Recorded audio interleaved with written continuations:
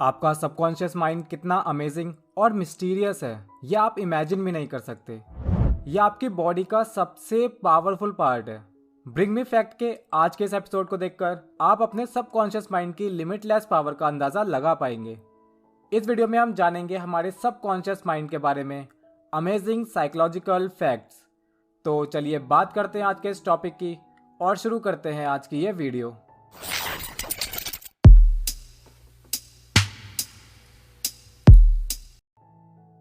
Fact number 11। एक कहावत है कि दीवारों के भी कान होते हैं।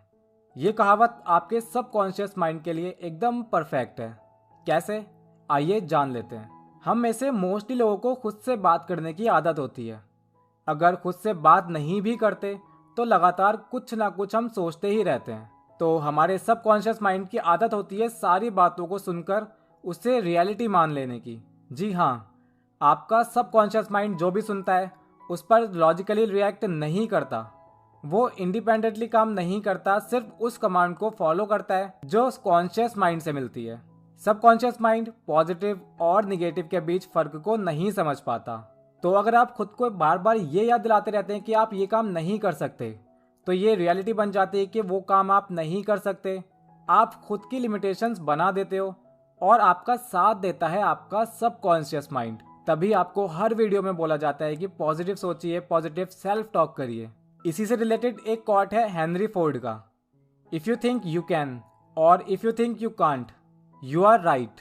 नेक्स्ट टाइम खुद को फेलियर समझने से पहले याद रखिए, दीवारों के भी कान होते हैं। Fact number 10। कई बार हम एक साथ कई काम कर लेते हैं और हमें लगता है कि हम तो बड़े हैवी मल्टीटास्कर हैं, लेकिन ऐसा नहीं है। मल्टीटास्किंग एक काफ़ी कॉम्प्लेक्स प्रोसेस है जिसे कॉन्शियस माइंड पूरा नहीं कर सकता। एक साथ कोई सिमिलर दो काम, जैसे वीडियो देखते देखते कमेंट्स पढ़ना, ये तो इजीली आप कर सकते हैं। लेकिन जब मल्टीटास्किंग नेक्स्ट लेवल पर पहुंच जाती है, लाइक सॉन्ग सुनते सुनते बुक पढ़ना, उसके साथ साथ बाहर के मौसम के बारे में सोचना और साथ में मैगी खाना, तो ऐसे में ये पूरी प्रोसेस हमारे सबकॉन्शियस माइंड के द्वारा ही पूरी की जाती है। Fact number 9। सबकॉन्शियस माइंड हमारे सारे इनवॉलेंटरी फंक्शंस को कंट्रोल करता है। इनवॉलेंटरी फंक्शंस यानी breathing, heart beat, salivation, blood circulation, digestion वगैरह वगैरह। ये तो कॉमन सी बात है, क्योंकि खाना खाने के बाद आप आंखें बंद करके ये थोड़ी सोचते हो कि खाना डाइजेस्ट हो जाए, खाना डाइजेस्ट हो जाए। वो तो अपने आप ही होता रहता है। न्यूरोसाइंस रिसर्चेज में पाया गया है कि हमारे ज़्यादातर emotions, actions, decision, behaviour depend करता है हमारी सबकॉन्शियस माइंड की एक्टिविटी पर। यानी हमारे ब्रेन का 90 से 95% हमारा सबकॉन्शियस माइंड होता है। जिस तरह से आइसबर्ग जितना दिखाई देता है, उससे कई गुना ज़्यादा बड़ा उसके नीचे होता है जो हमें दिखाई नहीं देता। उसी तरह कॉन्शियस माइंड सिर्फ 5% से 10% होता है, बाकी सारा हमारा सबकॉन्शियस माइंड होता है। Fact number 8।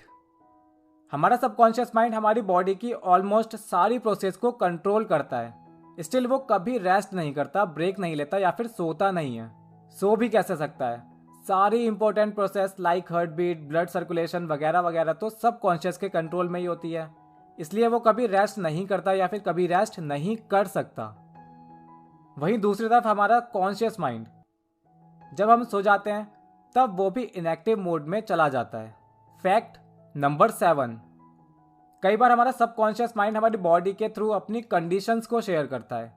जब सबकॉन्शियस माइंड स्ट्रेस्ड होता है या फिर फ्रस्ट्रेटेड होता है, तब हमारी बॉडी में कई तरह के सिम्टम्स दिखाई देने लग जाते हैं, जैसे अचानक सर में दर्द होना, एक्ने, पिंपल्स, जॉइंट पेन वगैरह वगैरह। किसी तरह की कोई इलनेस ना होने के बावजूद भी कई बार हम लो फील करते हैं। ये भी सबकॉन्शियस माइंड का ही काम होता है, क्योंकि हमारी बॉडी के मोस्टली फंक्शन सबकॉन्शियस ही कंट्रोल करता है। तो जब सबकॉन्शियस में कोई प्रॉब्लम होती है तो ये सारे functions he out of track चले जाते हैं। इसके बारे में अगर आप डिटेल में जानना चाहते हैं तो डिस्क्रिप्शन में लिंक है, वहां से आप पूरी वीडियोस देख सकते हैं कि कैसे हमारा ब्रेन बीमारियां बनाता है। Fact number 6। Subconscious mind reality और इमेजिनेशन में ठीक तरह से फर्क नहीं कर पाता। इसी से रिलेटेड एक स्टडी की गई जिसमें 2 ग्रुप्स के लोगों को पियानो बजाने के लिए दिया गया। दोनों में फर्क ये था कि फर्स्ट ग्रुप के लोगों को एक्चुअली पियानो दिया गया था प्ले करने को, जबकि सेकंड ग्रुप के लोगों को बस इमेजिन करना था कि वो पियानो प्ले कर रहे हैं। बाद में जब पार्टिसिपेंट्स के ब्रेन को स्कैन करके देखा गया तो रिसर्चर्स ने पाया कि सबकॉन्शियस दोनों सिनेरियो में डिफरेंस नहीं ढूंढ पाया था। उसने इमेजिनरी पियानो पर भी सेम रिएक्ट किया था जैसा कि रियल पियानो पर किया था। इसी तरह किसी बुरी सिचुएशन या फिर डेंजर को इमेजिन करना भी आपके लिए प्रॉब्लम बन सकता है, क्योंकि सिर्फ इमेजिन करने पर ही हमारा सबकॉन्शियस ऐसे रिएक्ट करता है जैसे ये सब कुछ रियलिटी में हो रहा हो। और जब कॉन्शियस माइंड बॉडी रिएक्शन को देखता है तो कभी कभी उसे लगता है कि हम एक्चुअली डेंजर में हैं और वो बॉडी को उसी तरह से रिएक्ट करने पर मजबूर कर देता है। फैक्ट नंबर 5, बहुत सारे इंसानों की तरह सबकॉन्शियस माइंड को भी अकेले रहना बहुत पसंद होता है। दैट्स द रीजन कि सबकॉन्शियस तब ज्यादा बेहतर तरीके से काम करता है जब हम अलर्ट कंडीशन में नहीं होते। शायद आपने इस बात पर ध्यान नहीं भी दिया होगा कि हमारी मोस्टली प्रॉब्लम्स का सॉल्यूशन या कोई भी नया आइडिया हमें तब आता है जब हम ट्रैवल कर रहे होते हैं, नहा रहे होते हैं या फिर कोई दूसरा काम कर रहे होते हैं, यानी जब हम उस सिचुएशन या फिर उस प्रॉब्लम के बारे में नहीं सोच रहे होते। फैक्ट नंबर 4, सबकॉन्शियस माइंड हमारे कॉन्शियस माइंड से कई गुना ज़्यादा तेज काम करता है। यानी जब हम कोई काम करने का सोचते हैं तो हमें लगता है कि हमारे कॉन्शियस माइंड ने ये डिसीजन लिया, तब हम ये काम कर रहे हैं, जबकि रियलिटी कुछ और है। रियलिटी में उस काम को हमारा सबकॉन्शियस माइंड ऑलरेडी डिसाइड कर चुका होता है, वो भी कॉन्शियस माइंड से पहले। फैक्ट नंबर 3, हमारा माइंड पूरे दिन भर में बहुत सारी इंफॉर्मेशन रिसीव करता है। अब सारी ही इंफॉर्मेशन को तो ब्रेन प्रोसेस नहीं कर सकता, तो उसको चाहिए होता है कि इंपॉर्टेंट और अनइम्पॉर्टेंट इंफॉर्मेशन को अलग अलग किया जाए। इंपॉर्टेंट इंफॉर्मेशन पर फोकस किया जाए और बाकी को इग्नोर। हम जितनी ज़्यादा बार कोई इंफॉर्मेशन परसीव करते हैं, हमारा सबकॉन्शियस उसे उतनी ज़्यादा इंपॉर्टेंस देता है। एग्जाम्पल के लिए, अगर आप बार बार कुछ निगेटिव सोचते हैं तो आपके सबकॉन्शियस माइंड में निगेटिविटी ही रहेगी।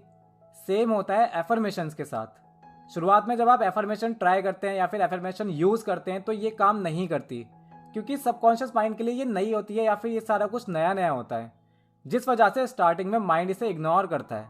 लेकिन जब बार बार पॉजिटिव एफर्मेशन आप यूज़ करते हैं तो वो सबकॉन्शियस माइंड तक पहुंचती है और ये एफर्मेशन धीरे धीरे काम करना शुरू कर देती है और आपको पॉजिटिव बना देती है। फैक्ट नंबर 2, हमारा सबकॉन्शियस माइंड टेस्ला के ऑटो पायलट मोड की तरह काम करता है। नहीं समझ आया? आइए डिटेल में बताते हैं। अगर आपको समझ नहीं आता कि हमारा सबकॉन्शियस एग्जैक्टली कैसे काम करता है, तो इसको समझने के लिए एक ट्रिक ट्राई कर सकते हैं। नेक्स्ट टाइम आप लैपटॉप पर या फिर अपने फ़ोन पर कुछ टाइप कर रहे हो तो हर एक लेटर को प्रेस करने से पहले सोचिए कि अब आप कौन सा लेटर प्रेस करने वाले हैं। इस तरह से टाइपिंग करने में आपको बहुत ज़्यादा वक्त लगेगा और आप थका हुआ फील करेंगे, है ना? यही टाइपिंग अगर आप बिना ध्यान दिए करेंगे तो आपको ऑटोमेटिकली पता लग जाएगा कि अब आप कौन सा लेटर टाइप करने वाले हो। इवन आपको ये भी पता लग जाएगा कि आप इसके बाद कौन सा लेटर प्रेस करने वाले हो।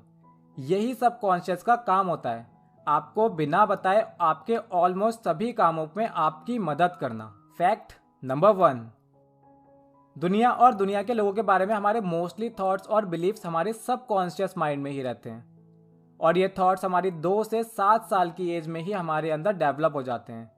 इस एज में बच्चों की जो लर्निंग प्रोसेस होती है, जो भी उसके एक्सपीरियंस होते हैं, वही उसके सबकॉन्शियस माइंड में फॉर्म हो जाते हैं। यही रीज़न है कि अगर किसी बच्चे के साथ इस एज में कुछ गलत हुआ होता है तो टीन एज में आकर या फिर एडल्ट होने पर उसमें मेंटल डिसऑर्डर पैदा होने के चांसेस काफ़ी हद तक बढ़ जाते हैं। तो दोस्तों, ये थे हमारे सबकॉन्शियस माइंड के बारे में कुछ अमेजिंग साइकोलॉजिकल फैक्ट्स। हमें उम्मीद है आपको इस वीडियो से कुछ नया सीखने को ज़रूर मिला होगा। वीडियो पसंद आई हो तो लाइक कीजिए, शेयर कीजिए और कमेंट करके अपने सजेशंस हमारे साथ शेयर कर सकते हैं। ऐसे ही इंफॉर्मेटिव और इंटरेस्टिंग वीडियोस देखने के लिए जुड़े रहिए द साइकोलॉजी क्लासेस के साथ। हम मिलेंगे आपसे एक नई वीडियो में। तब तक अपना और अपनी मेंटल हेल्थ का ध्यान रखिए और खुश रहिए।